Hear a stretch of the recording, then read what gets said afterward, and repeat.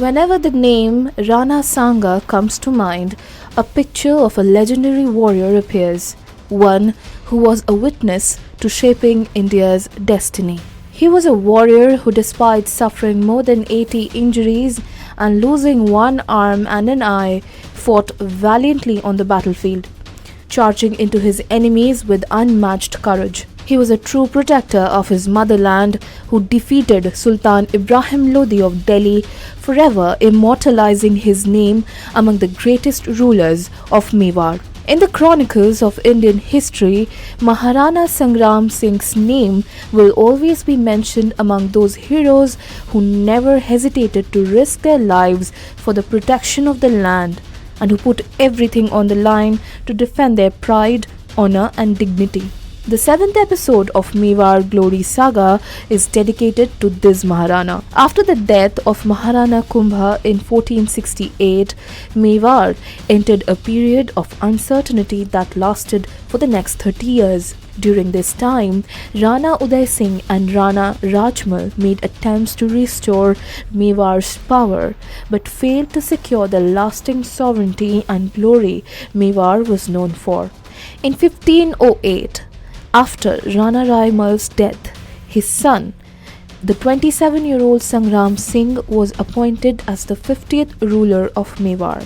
It was after then that he became to be known as Maharana Sanga, a wise, brave and beloved ruler who won the hearts of his people. Maharana's greatest challenge was to confront the growing foreign invasions and restore the glory of Rajputana. To do so, he began strengthening his military force while also rallying and organizing the neighboring Rajput kingdoms.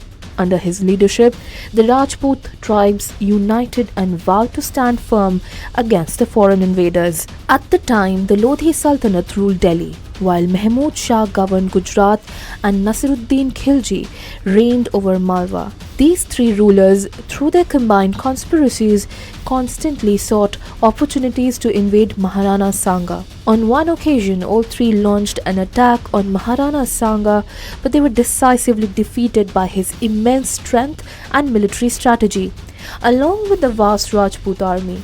Despite this, the Muslim rulers learned nothing from their defeat and continued plotting for another attack.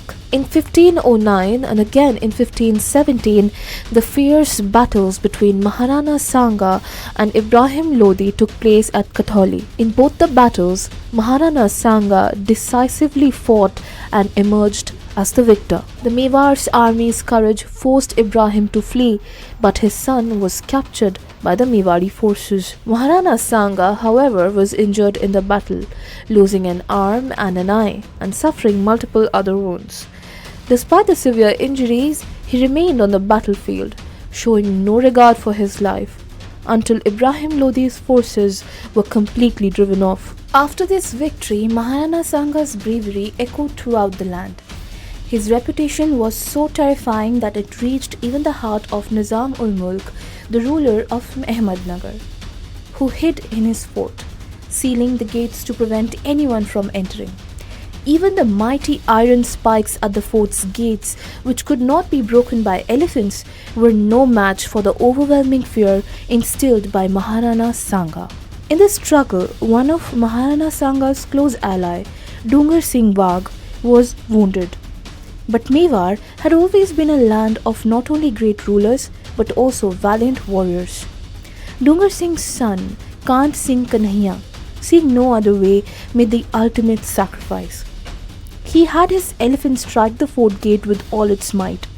The door broke open, but Kant Singh, in his act of bravery, laid down his life, forever immortalizing his name. Maharana Sanga was not only a great warrior but also a true friend. When Sultan Mahmud of Malwa attacked Gangron, Maharana Sanga led an army and defeated Mahmud in a decisive battle. The power struggle continued, and in 1526 the first battle of Panipat took place between Babur and Ibrahim Lodi, after which Lodi was defeated and the Delhi Sultanate fell under the control of Babur. A subsequent battle occurred between Maharana Sanga and Babur's forces at Bayana, where the fort's guardian, Mehendi Khwaja, put up a strong defense. Babur sent Muhammad Sultan Mirza as his general to defend the fort.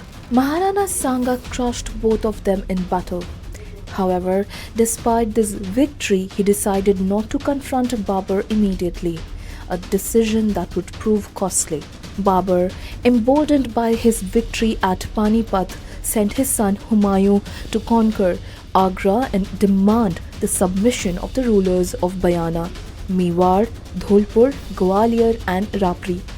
The inevitable encounter between Maharana Sanga and Babur took place on March 16, 1527 at Khanwa, just 35 kilometers from Agra. It was a brutal and decisive battle that would determine not just Mewar's fate, but the fate of India. Maharana Sanga fought with all his might, but in a twist of fate, he fell unconscious. His generals managed to get him to safety, but without his leadership, the Rajput forces lost their morale. Some of his allies betrayed him, and Babur's cannon fire caused chaos in the Rajput ranks, leading to a retreat.